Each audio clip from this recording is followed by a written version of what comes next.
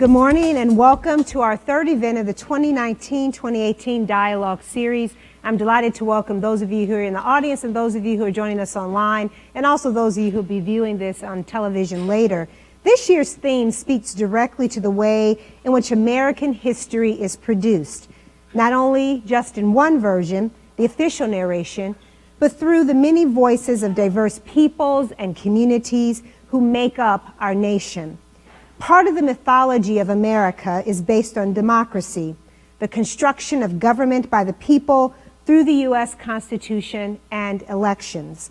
But at the start of our nation, not every person was able to vote. People of color and women were not allowed to vote. Men of color won the vote in 1870. Women did not win the official right to vote until 1920, 100 years ago this year. But even then, women of color were discouraged and in many cases prevented from voting until the Voting Rights Act of 1965. This federal legislation prohibits racial discrimination in voting, protections that should have been enshrined earlier in constitutional amendments. It took a powerful grassroots civil rights movement in the United States to draw attention to the continued exclusion of people of color from a democratic process. As both of our guests here today have observed, the fight to win the vote was much more dramatic than one might have imagined. There were lynchings, subterfuge, imprisonment, and in some cases, mob violence. Narrating these stories gives the 21st century American a better appreciation of our hard-won rights today. It also poses the question of whether, or more precisely how, these rights continue to be threatened. I'm eager to have our guests share their historical insights on the advocacy and the resistance work that legalized voting rights for women. And I hope we'll also hear about the efforts after 1920 that have worked to make these rights a reality, especially for women of color. I'm now going to turn the lectern over to Mr. Julian Hayes of our sponsoring organization, the Meyer Foundation, for a bit more on our guest. Mr. Hayes is the Maryland Program Director for the Meyer Foundation. The Meyer Foundation invests in solutions that build an equitable Greater Washington community in which economically disadvantaged people have not only the right, but the belief that they can thrive. The foundation is committed to addressing racial equity in education, among other progressive goals, and the college is tremendously grateful for their partnership here in this dialogue series. Julian, would you like to come forward, please?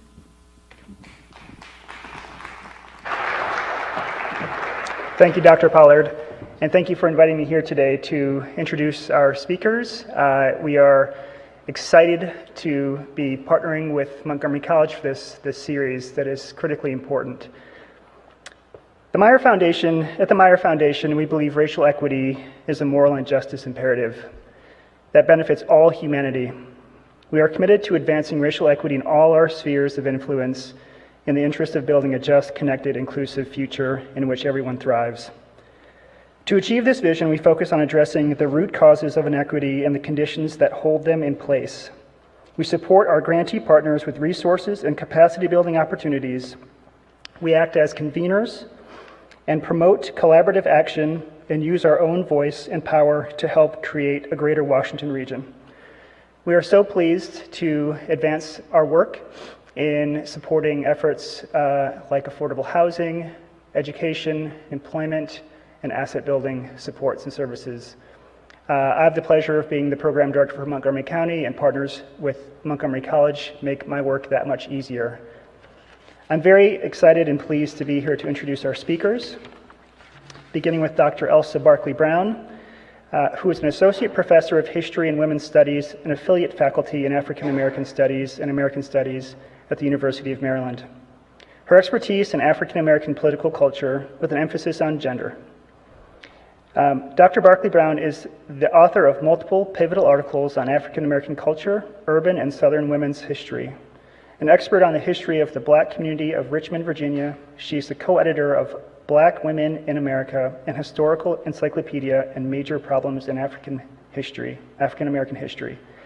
Her current research and teaching interests include cultural history and the arts and the documentary history of women in the civil rights movement. Joining Dr. Barkley Brown is Elaine Weiss, who is a Baltimore-based journalist whose new book, The Women's Hour, The Great Fight to Win the Vote, has won critical acclaim from the New York Times, Wall Street Journal, and the New Yorker. Steven Spielberg's Amblin production company has optioned the book for adaptation. Ms. Weiss's magazine feature writing has been recognized with prizes from the Society of Professional Journalists, and her byline has appeared in The Atlantic, Harper's, New York Times, Boston Globe, Philadelphia Inquirer, as well as reports and documentaries for National Public Radio and Voice of America. She has been a frequent correspondent for the Christian Science Monitor. Her first book, Fruits of Victory, The Women's Land Army in the Great War, was excerpted in the Smithsonian Magazine, online, and featured on C-SPAN and public radio stations nationwide. Please join me in welcoming both of these remarkable women to this great series.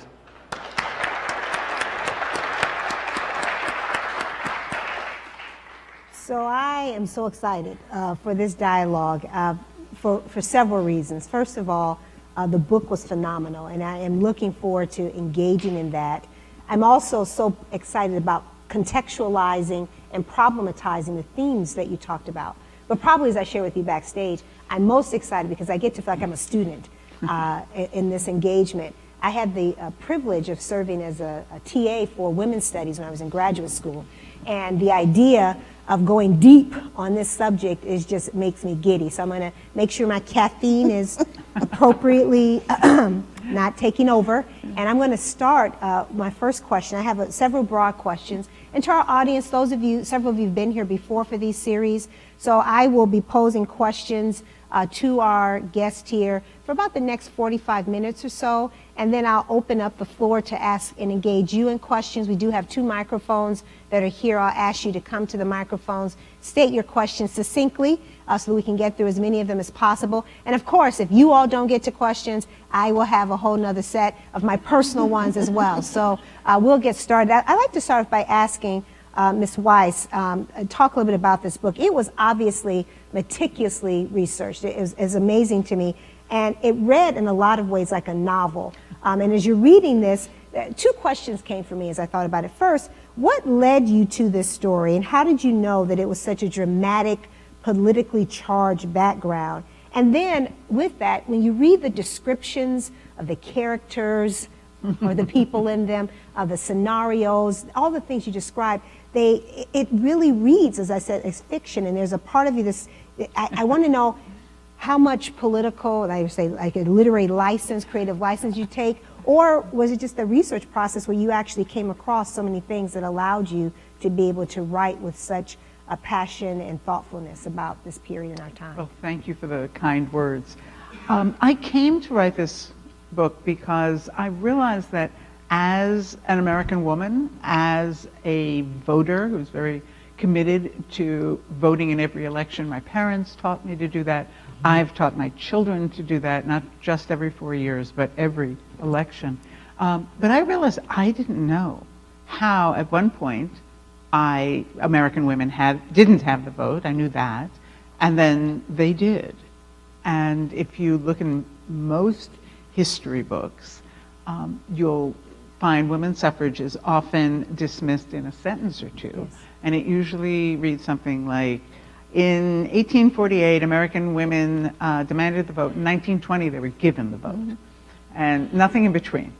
And I realized that there was a real gap in my knowledge, and I spoke to some of my friends, very well-educated women, and said, do you know how American women won the vote? I mean, we knew the civil rights era, but what happened in kind of in between?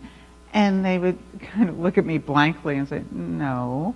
So I realized that this was a part of our history that had not been, at least, there's great scholarly work on it. There has been for 100 years, but it had not really entered the public consciousness. And I wanted to write a popular book that would bring this story to life. And in starting the research, I was in the Library of Congress and found a report that described how a bequest to the suffrage movement had been spent. And in the back of this 95-page report, told the story of the ratification process, which you sort of don't think about, except with the ERA, we are thinking about it. But it was what happened, and it came down to this last fight in Tennessee for the last state to ratify. And I read this, wow, this is very dramatic. And what I had to do a little more research is to see, was this more than just a really cool anecdote? And I realized that all the forces, all the arguments, all the meaning of the idea of expanding democracy was in this story. If I just pull back the lens, I could tell a much larger story. So in answer to your question, I take it as a great compliment when my readers say, wow, I loved your novel. And I have to sort of say, well, again, thank you so much. If it reads like a novel, that's great. But no, nothing was made up. All that, how do I get dialogue? Well, I have those women's letters, and I have their reports that they wrote back to Washington or wrote to each other. I have the newspaper clippings, which were very, very thorough and quote these women. So they are all end-noted in the back. They're all cited, but I couldn't make it up. Now, I do have dialogue because I have their voices, and I do have scenes because I, really went down there and looked at these places, which still exist, and went through the hotels and went through Union Station and counted the number of steps up to the visitors gallery in the State House. And so it is all from research. Wonderful. Now, before I turn to Dr. Barkley Brown, in the back you were giving me a lesson that we should probably have up front as we get ready to go here. Right. So you often hear the suffrage advocates described as the suffragettes. People have heard suffragettes, and certainly Mary Poppins put that into our head. We all sing that little song. But I need to explain that historians of the American experience do not use the word suffragette to describe them, because suffragette was actually a demeaning term invented by a journalist in London around 1906 to make fun of the more radical suffragists who, in England, who were destroying property, smashing store windows, putting pipe bombs in mailboxes. They were violent. They were never violent here. But it was using the diminutive, the et, to poke fun at them. And so in Great Britain, a few of these women kind of turned it around and said, okay, we're going to own this. We're going to call ourselves suffragettes, if you're going to call us that. So there is a group in the UK who do call themselves suffragettes, but it's still a demeaning term, which then, when it comes over here, it is used by the press because, it's kind of flip, and frankly, it rolls off the tongue a little easier than suffragist, but it's not the correct term because it is meant to be a demeaning term. So I love that context about of how naming and inclusion is important. And it takes me, though, to a comment you made in your introduction. You talked about the expanding democracies and what that looks like. And Dr. Elsa Barkley Brown, I know you've done a lot of work in this space to understand it. One of the things I think is interesting is that although Ms. Weiss mentions that the suffragists of color numerous times in her text, we know that they have not occupied as much space as white organizers did. As a historian with a focus on African American political culture, can you give some insight into how black women organized for suffrage? So I think it's actually really important in thinking about African American women to start with definitions and to sort of think about what we think is the definition of women's suffrage, who we think is a suffragist, what we think is a suffragist organization. because those definitions are really different depending on who we're looking at, and how we make those definitions determines who's in our histories, who's in our exhibits, who's in our celebrations, etc. So maybe one of the most important points to make about African American women in the suffrage movement is that, for the most part, the majority of African American women defined women's suffrage in the context of universal suffrage. And so for the most part, they argued that you could not have a fight for women's suffrage that was not a fight for universal suffrage. That it was not possible to have full women's suffrage unless you had universal suffrage. And so for the most part, African American women were struggling on both of those grounds at once. And the fact that they were struggling on both of those grounds at once often meant that white women, mainstream white women suffragists used that precisely to argue that they weren't women suffragists.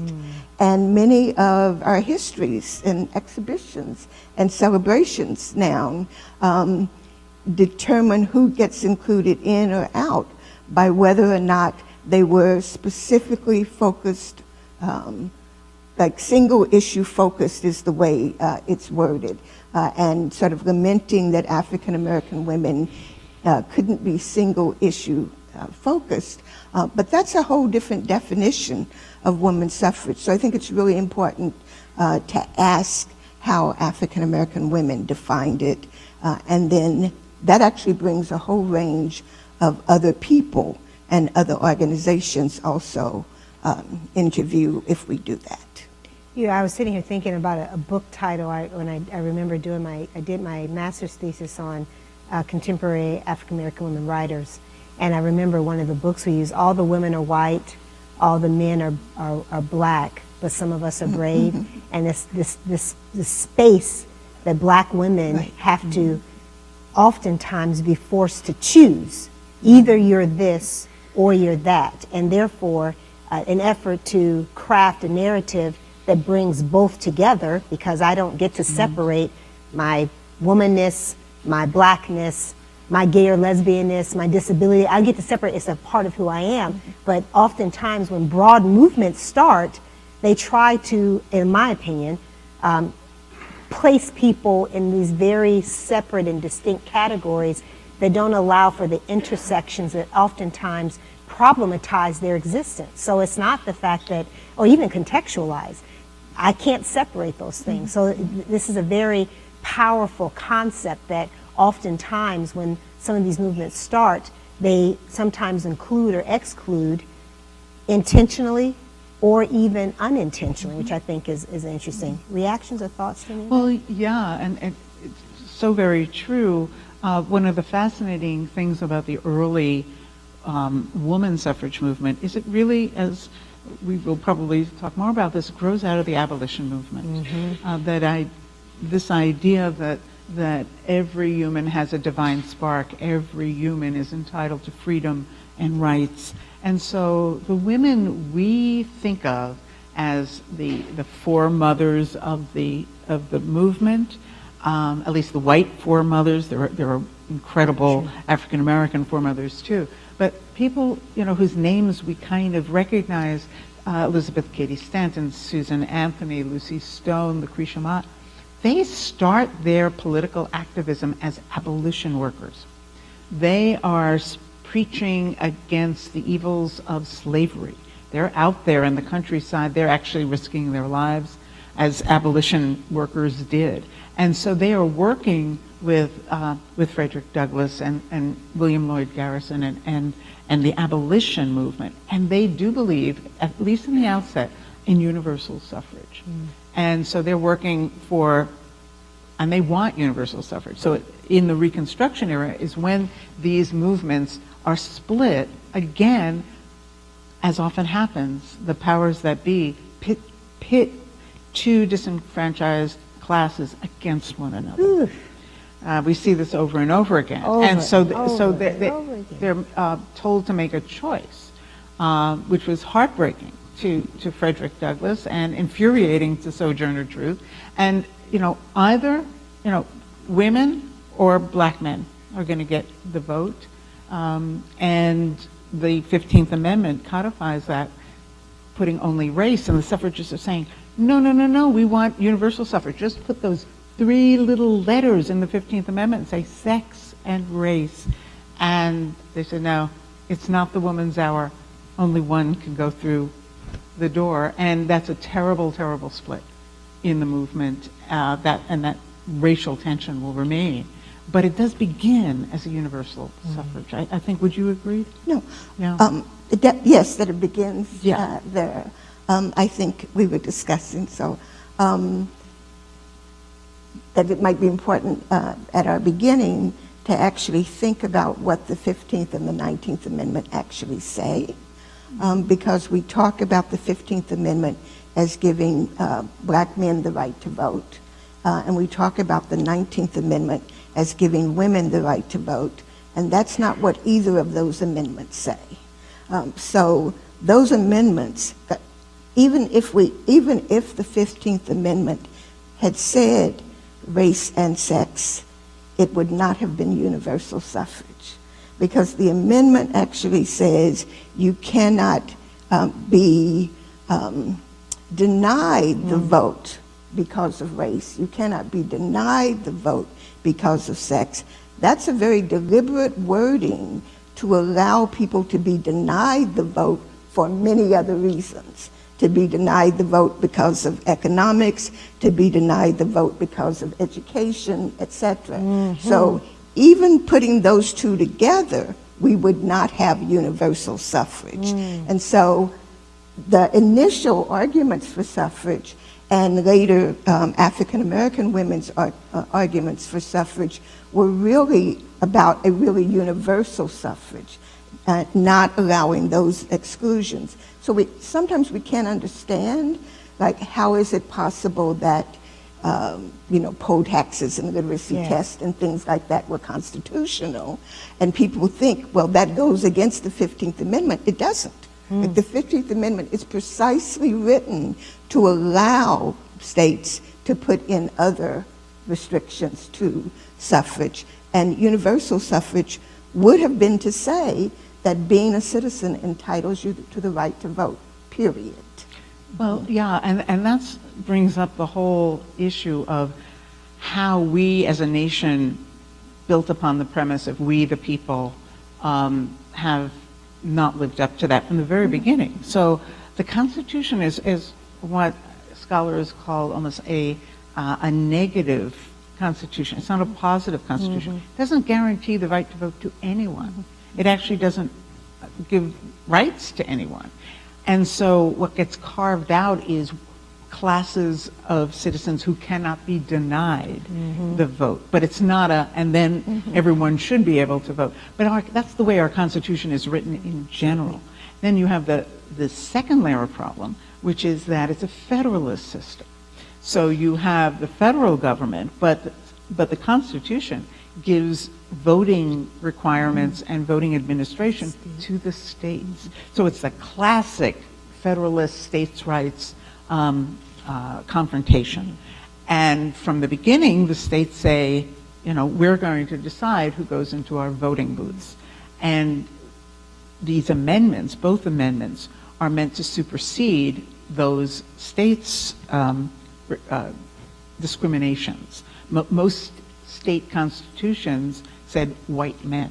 Now, when you go back to the beginning, even only wealthy white men could vote in America. Then slowly, those property requirements get loosened, and so all white men. And so you see it's a very gradual, painful expansion of democracy, which is still going on today. But I think it's important to realize that this is somewhat a product of our federalist system. And then there's a question of enforcement, because the constitutional amendments should supersede state law, but Congress never enforced them. This is so provocative when you think about what's even happening today, when one thinks about voter suppression. when one thinks about, I think our colleagues in a state not too far away, Florida in particular, when we look at recently incarcerated folks having now access to vote and all the things that happen. It's interesting to me, this kind of paradox. Here's a country that's founded on these very noble ideals, yet and still grapples with, and instead, I love this idea, and I'm sure there's a rhetorical concept in here, that is not a constitution that's designed for universal inclusion. It really is designed that over time, it is who we will let have access to versus simply saying all will have access to. It's a very provocative concept, which speaks to the kind of psychosis that seems to be pervasive in our country at any given point. But let me just keep on going before I get myself wound up again. My next question, and this actually overlaps with several things that you talked about here. There was clearly a lot of fear-mongering in the campaign to block the suffrages, some of which straight from the antis, but some came from white women who were suffrage supporters, but who saw it as a privilege exclusive to white women. Ms. Weiss, you cited a newspaper article called The Tennessean, which warned of a race war. And one article warned that, quote, this amendment will not only hurl women into political competition and battle with men, but it will and must involve political warfare between the races, a thing that no thinking American, white or black, should advocate. I would like to get some additional observations from each of you about the climate of the era of the North and South. I know earlier we were talking about the Reconstruction period, going into Jim Crow, civil rights, all of this, and all these complexities, I think, that lead to the advocacy movement across the races. So maybe I'll start with you, Dr. Barkley Brown. I'm hoping you can tell us about how black women's suffrage organizing looks similar to or distinctive from mainstream white women's organizing of women's suffrage. So there are a lot of ways it looks. Yeah. I'm going to go with different right now. And I want to go to thinking about who we think are suffrage activists. My own work, and we could talk about that in thinking about sort of like mainstream organizations, even in that. But I actually want to talk about ex-slaves. My own work is on the Reconstruction era, and I don't think we think about newly emancipated African American men and women as being deeply engaged in the discussion of women's suffrage, but they were. And so looking at the 1860s, in 1867, all the formerly Confederate states had to rewrite their state constitution in order to be fully reincorporated into the Union. And as part of the rewriting of that state constitution, they were going to talk about what they were writing about, voting. And so across the South, the political parties are meeting, electing delegates to the constitutional conventions, and having meetings and discussing what they're going to do, including what they're going to say about suffrage. And so really important is that across the South, a significant portion of those people who are in those Republican Party meetings are African Americans. And the people who are coming to those Republican Party meetings and voting in those Republican Party meetings are African American men, women, and children. And then showing up at the state constitutional conventions and participating in. And in those meetings, they then had a conversation, ongoing conversations, about when it comes up in those constitutional conventions, what do we expect our representative to say or do in relationship to the question of women's suffrage. And so in those meetings where African American men, women, and children are voting, they're also debating what we're going to say there and voting. So if I take Virginia, which is what I work on as an example, in Richmond, the meeting, the Republican meeting in which they're voting, decides not to support women's suffrage. And in Nansemond County in Virginia, they decide to support women's suffrage. But more telling about that is that they decide this in a meeting in which men, women, and children are voting. And after they make those decisions, even in the place where they decided they weren't going to have their delegates support it, in all of the continuing meetings, men, women, and children vote. So we can see the way in which they're having both conversations about women's suffrage and in which they're also thinking about the pragmatics of what we can get through, what is being said to us, because part of they're getting a lot of pushback. You don't actually understand democracy. You're not qualified to vote because you have these women and children who are voting. So you clearly don't, so potentially supporting women's suffrage would turn against even men being able to vote in that. So we can see these are both complicated conversations, but also these are conversations being had in the big organizations, which we need to talk about, and the kind of national leaders, but there are conversations being had on local levels in which newly enfranchised African American men and women are taking up, like, really deeply the ideological and political issues of suffrage and women's suffrage and thinking that through. And those newly enfranchised African American men and women are hardly ever in our histories of women's suffrage. That's fascinating. Isn't it though? I just wanted to point out that the excerpt from the newspaper you read was not an editorial or a news article. It was an advertisement that was placed in the Tennessean, which was a very pro-suffrage newspaper. In every city, every town, we had a lot more newspapers then. Yes, we did. It was a much healthier, thriving news industry 100 years ago. And there would always be a pro-suffrage and an anti-suffrage newspaper, editorially. I will tell you that the Baltimore Sun was vehemently anti-suffrage. The Washington Post was sort of and the New York Times was one of the most vociferous anti-suffrage newspapers in the country.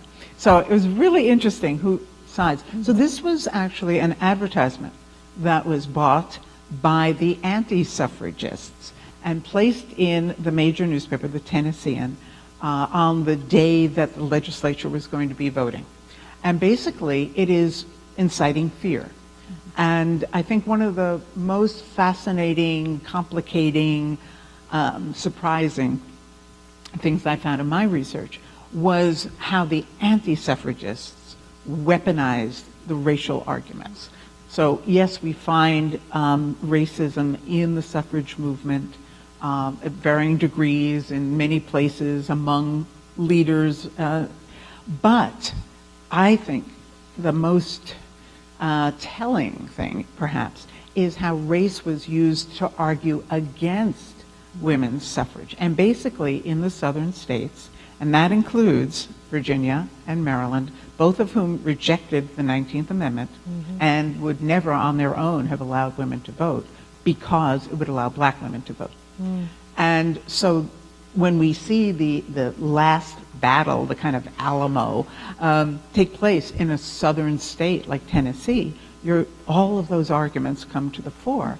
And in fact, Maryland, which had already rejected the amendment, sends a delegation, sends the state Senate president and several other legislators to Nashville to convince the legislators there to join their brotherhood and defeat suffrage, women's suffrage, because it will allow white women to vote, and it will also bring up that these states have been violating the 14th and 15th Amendments. So race was weaponized by the anti-suffragists, and it becomes probably the main argument they use to try to get Tennessee not to ratify.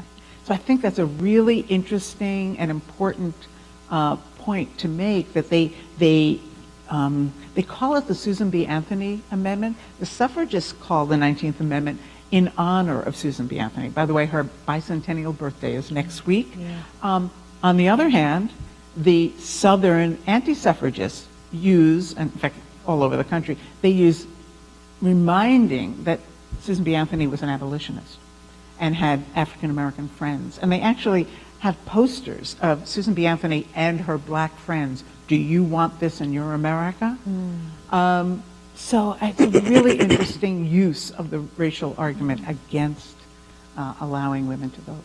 Which again, if you think about the fact that we seemingly repeat things over and over again, if we look at the same tropes that are used. I love Toni Morrison, this wonderful book, A Plane in the Dark, a collection of essays, and she talked about blackness and the literary imagination and how at the undercurrent of every canonical writing that you could see, this issue of race, and I love your phrasing, the weaponization of race, continues to be such a powerful subtext of the American experience, or dare I say even the American truth. One cannot talk about America without having a substantive conversation about the impact, insidiousness, unconscious of how race continues to shape everything. So at the end, what I find so provocative about what you just asserted is that not only did we say, we don't even play with the fact of, I was going to ask you what would be the major anti-argument against suffrage, but at the end of the day, you don't want this because of this. Not the argument about suffrage itself, but if you buy into the notion of, at some point, universal suffrage, you don't get to ignore the universal part of it, which would then also have you grappling with this fact that blackness is still such a powerful undercurrent in how we make decisions as a country. It certainly was in the case of women's suffrage. So if you even fast forward, another point in the book, you talk about Alice Paul of the National Women's Party. You talk quite a bit about Frederick Douglass and some of the struggles that he had in here. But you also talk about Alice Paul of the National Women's Party, who refused her group to make a statement about the violence inflicted by the Ku Klux Klan near Orlando, in which 50 African Americans voted on November 2nd, 1920, the first election in which women could vote. Ms. Weiss, you observed that with rare exceptions, white suffragists satisfied that they finally possessed the vote, ignored the plight of their black sisters for almost the next decade. What made you describe this way? I mean, that's a very powerful statement to say they ignored this group. And I'm going to ask Professor Barkley Brown, would she agree with that characterization and why? So I'm interested to hear how and why. One of the great disappointments in writing about the suffrage women, who were quite amazing in many ways, and brave and idealistic in certain ways. But reform movements are imperfect. We should learn that. And what happens is after the 19th Amendment is ratified, I don't want to give the ending away, but it is ratified, and barely, it comes down to a single vote. It almost doesn't happen. And I think that's another really important thing for us to realize. It almost doesn't happen. But immediately, black women's organizations, and one of the fascinating things is, again, I love your description of who do we call a suffragist, because some of the strongest suffragists were in the African American women's club movement. They're the ones who are organizing. They're in the churches. And that's one of the reasons this centennial is so important and so exciting, because there is an impetus to do a whole nother round of research. And so there are groups around the country who are digging, who are going from town to town. I know this is happening in Tennessee, and asking the community, got any letters in your attic from grandma? Do you have any more church records that'll show us that there were these discussions going on in the community? And so the African American groups just spring into action and register women to vote.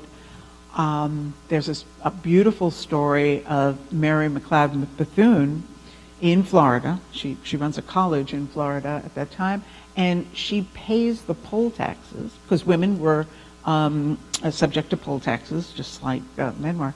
And she pays the poll taxes for all the black women in her town, and then marches them to the polling place to vote. in 1920. But that also brought a backlash, and the Klan was very active, especially in Florida, and there were terrible, terrible incidents of violence. And the NAACP calls for an investigation. There actually is a congressional investigation because nothing is done. But what you want is that you want white women to rise up and say, this is not right. Why did this happen? And that it does happen in certain instances, that there actually are white suffragists who scream, but it's not enough. Now, it's also true the suffrage movement disperses at that time. There is no movement. But you quoted Alice Paul, who the press comes to her and say, well, these incidents of violence, are you going to denounce it? And she says, that's a racial issue, not a woman's issue. So here you see, again, that putting this boxes around these, what should be a more holistic approach. So that whole kind of question of what's a woman's issue, again, we're back to how do you define women's suffrage? What kinds of things can you be talking about that are part of the women's suffrage movement? And some of the arguments that were made about who could be included in women's suffrage organizations, or what particular organizations could be counted as women's suffrage organizations and affiliate with the national suffrage associations or be allowed to speak, were often made based on arguing that black women were also dealing with these race issues, and therefore this wasn't really a suffrage organization because it was doing all of these other things. And so we see that in, as you're saying, her arguing that the reason you are being excluded now, the reason this violence, the reason whatever, is about race. It's not a sort of woman's issue. I think it also, again, if we're thinking about sort of definitions, leads us to sort of have to think about who's a suffragist in the sense of thinking about the 1920s and after, and whether that's still part of the women's suffrage movement. And to think about the tremendous amount of, there are a number of black women outside the South and even in the South who were able to vote after the passage of the 19th Amendment. But there's significantly numbers of others who aren't able to register to vote, or who register and aren't able to vote, and then this violent sort of like feedback to that. And so I think really looking at the continuation of the women's suffrage movement. So if I could give one example, Indiana Little is a black woman in Birmingham, Alabama. Brianna Foster and Leah Gidlow have been writing about in the South, but particularly in Birmingham. And in 1926, Indiana Little is a black woman who leads about 1,000 other women to register to vote. And she's arrested for vagrancy. Basically, they're saying, you know, since all of these like people are here standing in line waiting to vote, but no, you're just a vagrant, right, like here. But they only arrest her as the sort of leader of this. And so she's arrested and taken to jail and beaten and raped in jail. And then they try to actually get the Justice Department to investigate this, and they say we don't have anybody in the area who could possibly like investigate what was happening there. Now we know about her because there's a few little items that tell us that. No doubt this is happening in lots of other places that we don't yet know, and as you said, part of the importance of this year is that probably more people are doing more research, and we're going to learn a lot more about a lot of other people. But there were both the like legal poll tests, literacy tests. Okay, I'm calling them legal, but but there was also the violence, and so I think it's really important to think about who's actually out there still supporting this, still recognizing what it would take to make the 19th Amendment really happen in fact, and whether then we could think about those 1920s and those struggles as still part of the suffrage movement. I think there's a kind of, here's the suffrage movement and here's the civil rights movement, and somehow once we get past the 19th Amendment, we're into the civil rights movement and not into the suffrage movement. So just there's all these kind of definitional things that then determine like how we, what comes together in our thinking. Yeah, I mean, it's very interesting because the suffrage movement, which was made of Democratic women, Republican women, progressive women, socialist women, and all the other parts, labor, and it was a big tent, and it was single issue very purposefully. It begins as a women's rights organization. Elizabeth Stanton's Declaration of Sentiments is an incredibly modern document. You should really take a look at it. It talks about equal pay for equal work, and access to education, access to the professions, about double standards of morality. It's really quite interesting, but it gets narrowed down to suffrage. And after the 19th Amendment, that big tent is no longer there. Right. And so women go off, for the most part, to their own interests. And some go into maternal health, and some go into world peace, and so there is a disillusion of the movement. But what becomes interesting in the 20s is the anti-suffragists actually get stronger, and they begin to concentrate on stopping the kind of legislation that some of the women's suffrage now voters advocate, like maternal health and other government policies that would help women. And they call it communist. And they actually thwart a lot of bills and laws, and they thwart these as communist, and they attack these women.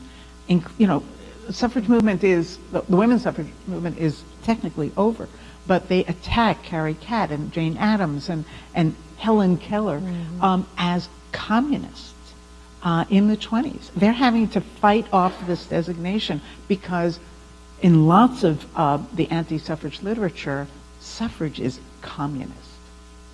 It's un-American.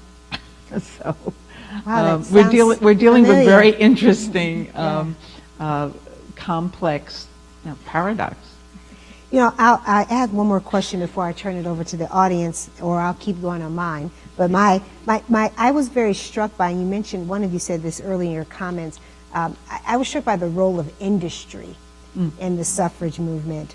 Can you talk a little bit about the roles that the railroad and the liquor industry lobbies played in the women's suffrage movement? Because I think it can be a misperception that corporate interest in politics are a modern phenomenon.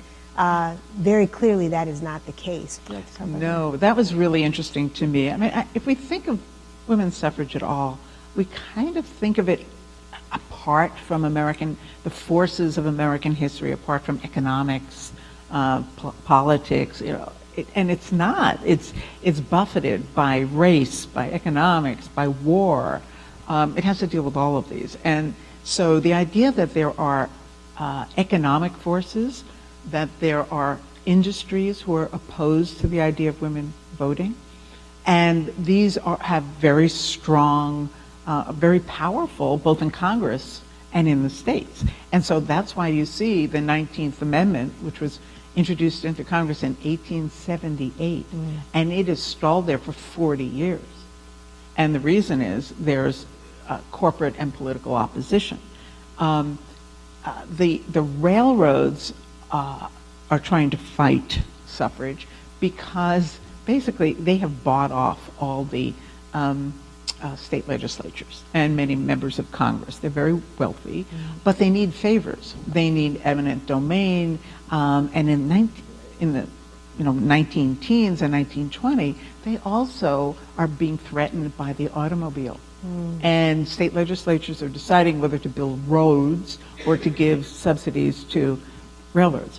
And so they've already bought off the legislators they need.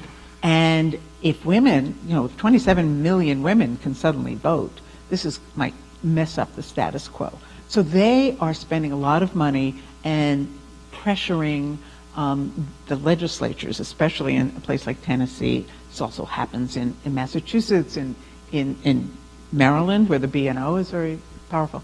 So you have that. And then you have the textile manufacturers. You say, what does that have to do with suffrage? Well, they fear that if women are given the ballot, they may want to abolish child labor. And child labor was the backbone of these factories, as was cheap women's labor. And if women, have a voice in this, it's going to be expensive. Yeah, you might want to unionize. Exactly. And then, of course, the liquor industry, because women were always involved in the temperance movement. And, that's also a very interesting aspect. Women, for some it was a moral issue, absolutely. But for many more, it was a domestic violence issue. Because women couldn't press suit. They weren't allowed in most states to press suit, a civil suit. They couldn't testify in a court of law. They couldn't serve on juries. So they had no legal recourse. So stemming the problem of an abusive husband or father or boyfriend at the source became, perhaps the only way. So they had supported temperance, and prohibition is in effect in 1920, but everyone's hoping it won't be enforced. And if they fear that if women are involved in elections, it's going to be enforced. So you see this dark money coursing through the anti-suffrage movement. Very hard to track, but there definitely are some data on it, but it's hard to track. It's dark money and nothing new. And you probably see these same monies in the Reconstruction era, moving into suffrage movement and post-suffrage as well, around issues of race and around, and even during this period of women being contained. I would think even more so, the idea of the complication of race in this becomes even more problematic. Observations you might make on this? So, in addition to, but yes, the fear of what women might do with the vote, Right. and how that fit or didn't fit with corporate Right. interests, as you've so pointed out. And one of those would be for African American women voting, that a lot of African American women are speaking against the convict lease system, which is so important across the South, and many corporations are depending on that Could you talk a for their, for their labor there. So the idea that, people are imprisoned for debt or for vagrancy, many things like that. And by the convict lease system, a business could then get that, like hire those convicts out and use them as their sort of labor force. And so that was a big thing that African American women and others, but a big thing that African American women, when they talk about suffrage and sort of list what are the things we'd be able to do with the vote, that was, so child labor and Right. like all of these, and then that as, so there's just a lot of different reasons And that lynching, businesses and lynching. and corporations would be, Right. would see it not as in their best interest for Yeah. women to That's vote. a great Yeah. point. So I'll invite audience members, if we have questions or comments. We have 2 microphones, one in this aisle, one in this aisle. If you could come and succinctly state your question, and then we'll give our phenomenal speakers an opportunity to respond. And in between, if I see a pause, I'll keep asking my questions.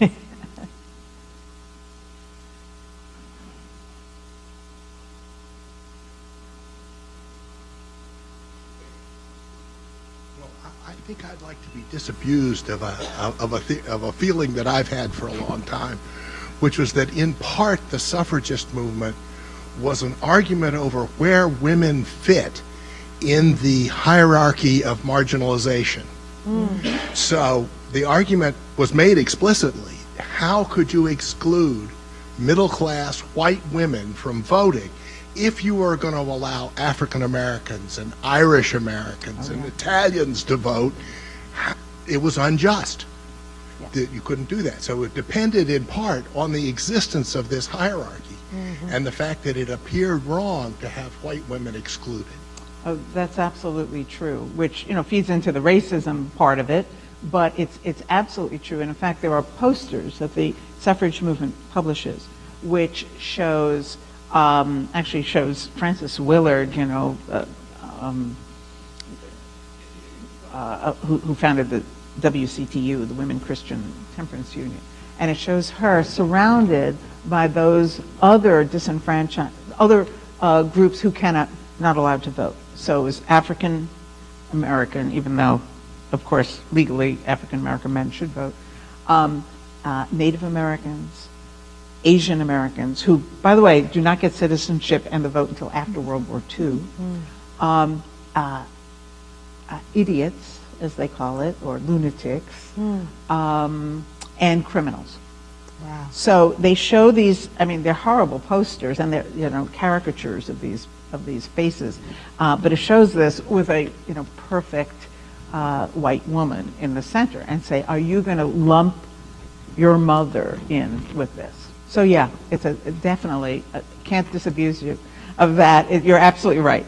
I also like your reference to automobiles. I associate driving around in automobiles as part of the suffragist movement. Oh, yeah, absolutely. They seem to have done that as their method of protest. They used everything. They start with horse and buggy, and by the end they're in cars, and they decorate them. It's a big deal. And of course, just like the bicycle was a instrument of freedom for women, and so there was a lot of pushback against women riding bicycles, and the whole bloomer issue, so that they could ride bicycles. There's pushback against women being able to drive, but against a sense of freedom. So these strategies of exclusion and suppression have been used ever since then and are still being used. And they're used because they're effective. What were the strategies that you think on the other side that actually won the day that may apply to what we're dealing with right now with voter suppression and exclusion? Any thoughts? No pressure. Well, so again, the suffragists did not deal with voter suppression. They didn't deal with it well afterwards. They were trying to change the law and trying to change public attitudes. And you know, the fight for women's suffrage was never just a political fight. It wasn't just about changing election law or getting women to vote. It really was a larger question of women's role in society. And what are her rights under the law? What is her place in society? You know, one of the things we didn't discuss very much is, in addition to the racist arguments against women voting, there's the whole social, what is her sphere? What is her proper place in society? And the anti-suffragists really use that. I mean, women should not be out of the home. Women should be taking care of their children, not going to the voting booth. So changing hearts and minds was a big part of this movement. And it's the fear-mongering that seems to have been the most effective on their side. Pardon me? It seems it's the fear-mongering that was often very effective on their side, and having to change the hearts and minds to address the fear. So I think one of the things I like to talk about when I'm going around the country is bringing this issue into the present.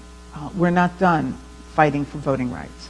And I think we need to look at it in this broader issue. Okay, we're doing this again. The states are again taking advantage of the Supreme Court's gutting of the Voting Rights Act. You know, in Shelby County versus Holder in 2013, the court rules that Article 5 is no longer applicable, which was an enforcement tool.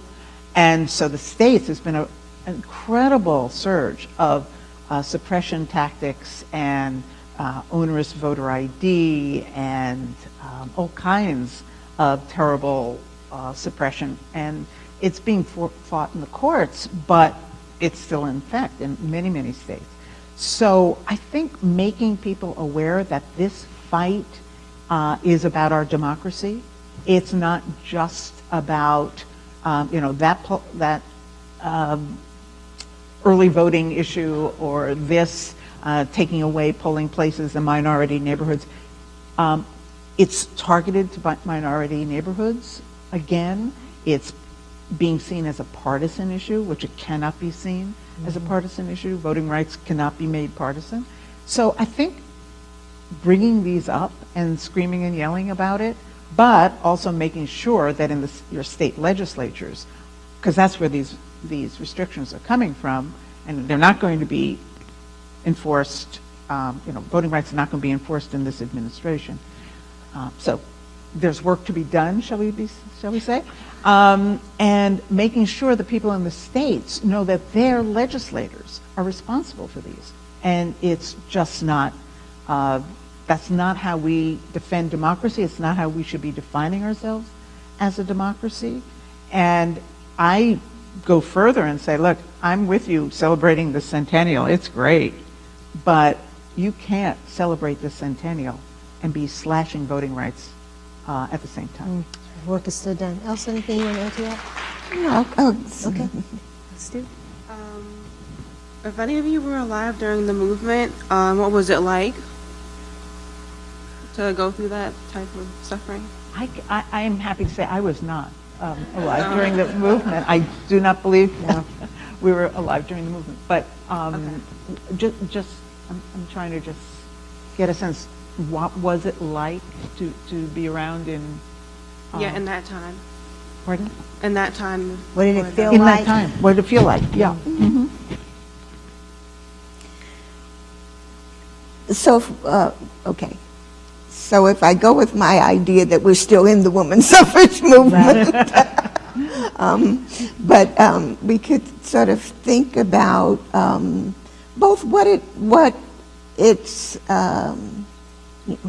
like to face that kind of opposition, but also I think what it's like to be organizing with a large group of other people, all sort of fighting for particular kinds of rights, and to think about the ways in which people are really working to build movements and build coalitions and build networks, and the ways in which knowing that you're in this fight with a range of other people really gives you a kind of backup and support and the tenacity to be willing to continue, because to think about both what they might be facing from their families or from their communities, the ostracism that they might be facing, and in some instances the violence they might be facing, means that you have to believe in an ideal,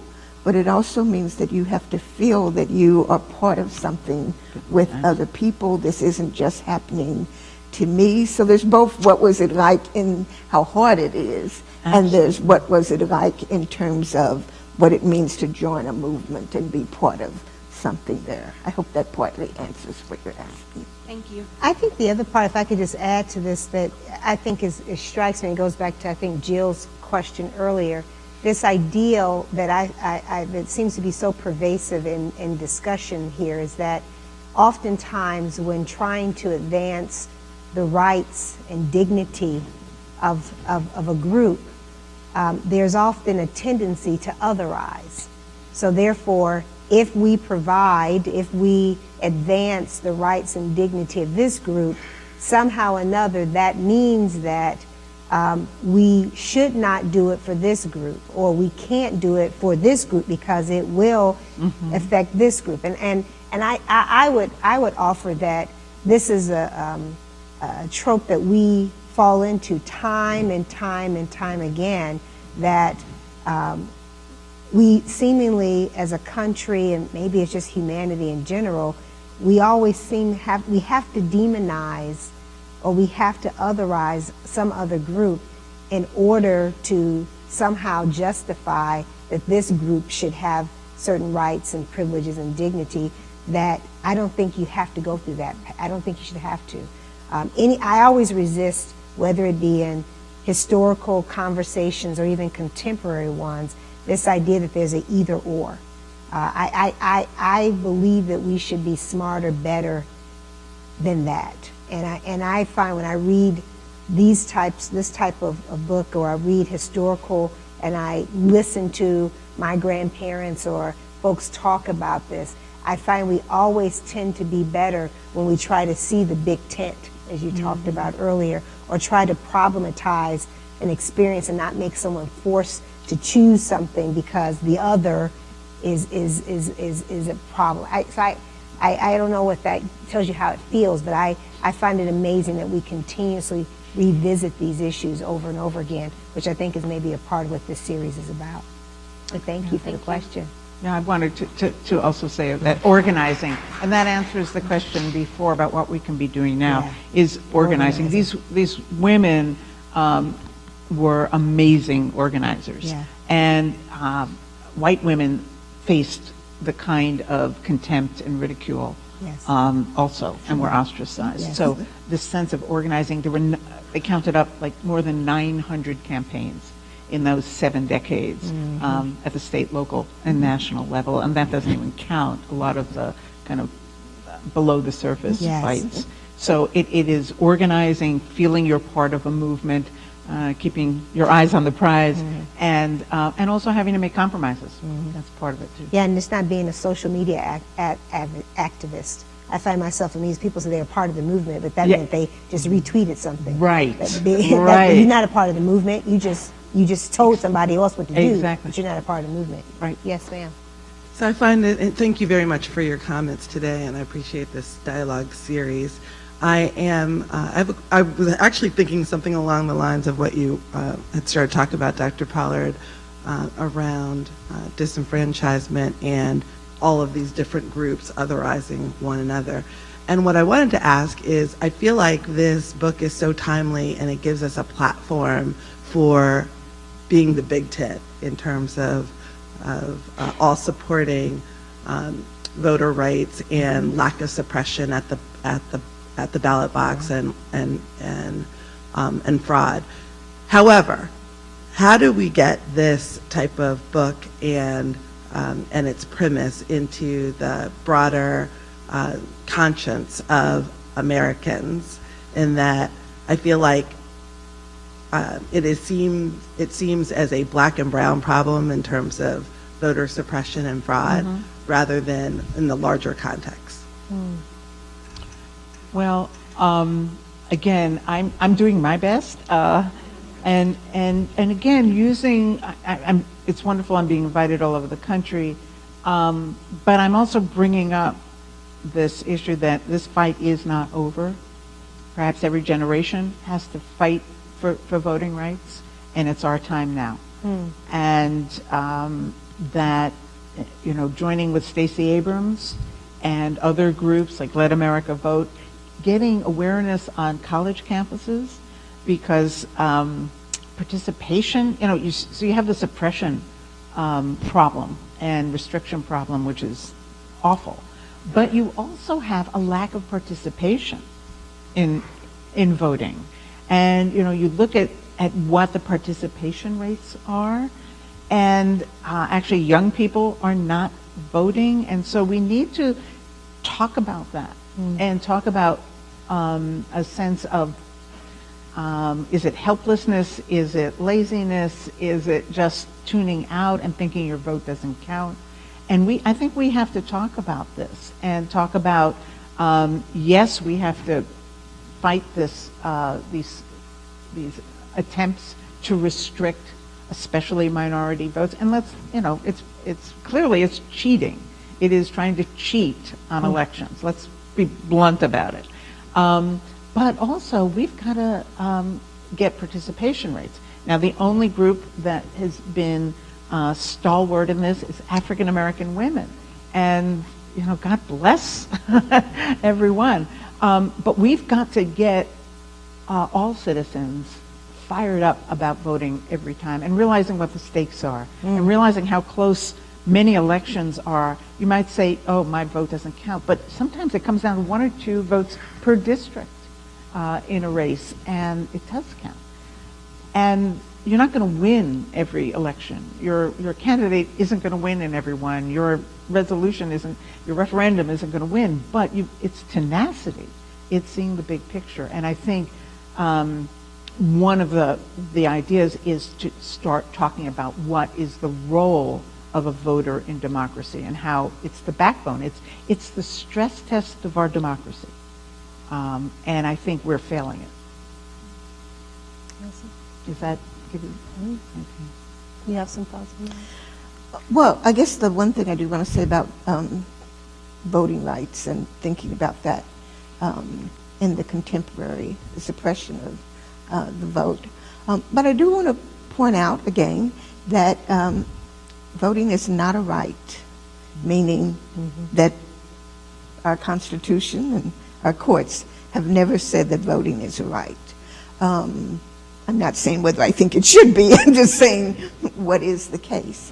And so I think when we're thinking about current suppression of the vote and what kinds of things people might be fighting for in order to try to make voting a right or to extend the vote, that it's important to think about access. And so that we are thinking both about in what ways people are being removed, the millions of people who are being removed from the voting list, et cetera.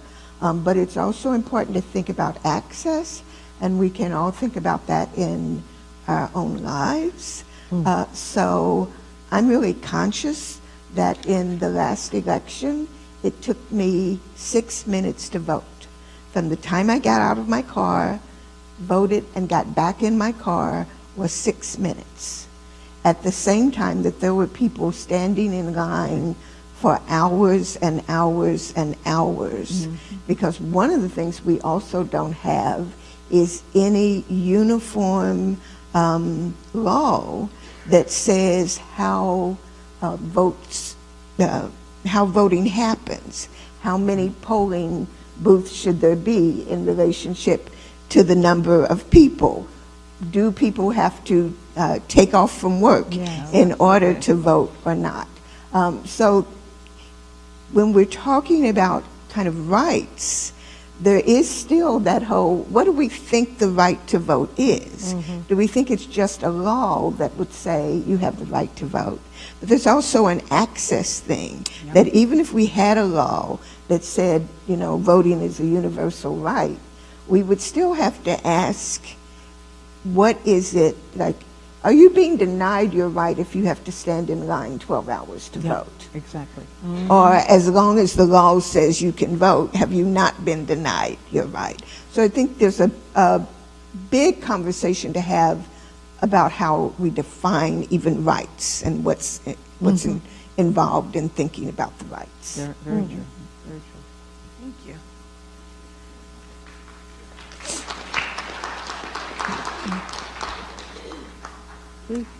I thank you very much for being here. I was wondering if either of you could speak a little bit to the experiences of other women of color in the suffrage movement, Asian American, Native American, Latino women.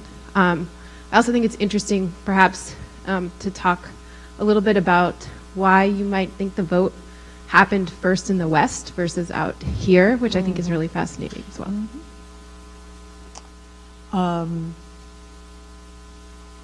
I'm just going to ask if you were able to see the exhibit at the National Portrait Gallery, which did a really fine job, Kate LeMay, the curator there, bringing in these other voices and other portraits, beautiful portraits of suffragists who were of color, who were working very, very hard, both in their communities and sometimes at the state and national level.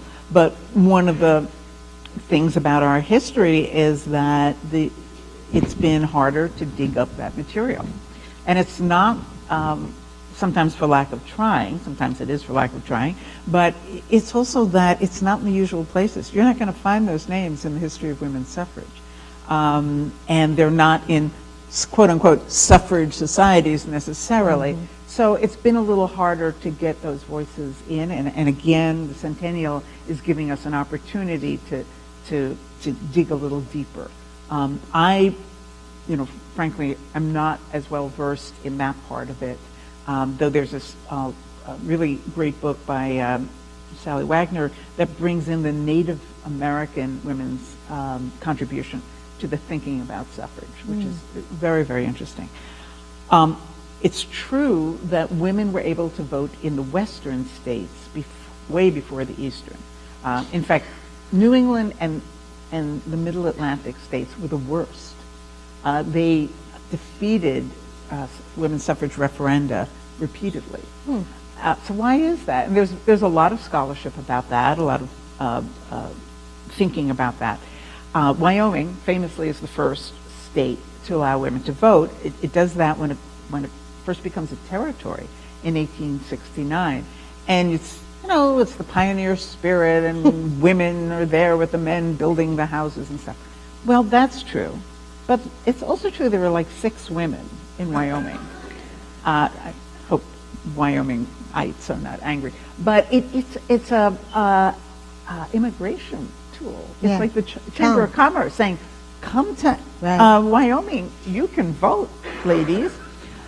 So in 1890, when Wyoming applies for statehood, Congress says, "Oh, Wyoming, you allow women to vote. We don't do that here in the United States. Sorry." And the governor writes this beautiful letter and says, "We would stay out of the Union for 100 years if we can't bring our women with us."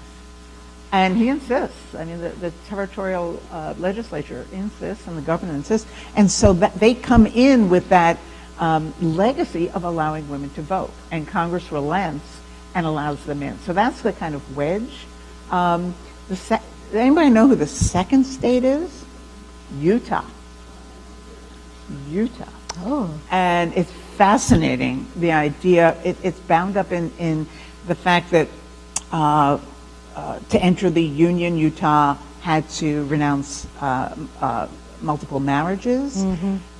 It's very complicated, but women in the Mormon community were used to having a voice, and so it's Utah who is the second state to allow women to vote, and Colorado is then, I believe, the third, and that's the first referendum where it's successful. It had been unsuccessful in Kansas and several other, and in Colorado before. Often it was many tribes, and it was, again, organizing, going back, being defeated, organizing again, going back.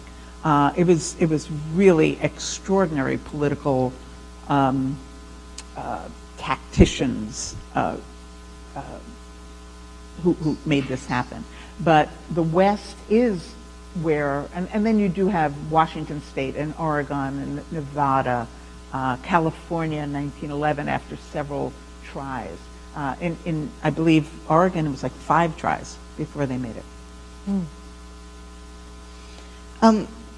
So I would say the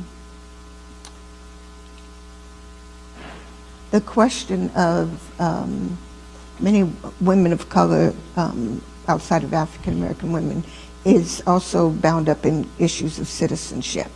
Right. So whether Chinese American women or Mexican American women are actually even considered citizens at the time, and sort of thinking about that.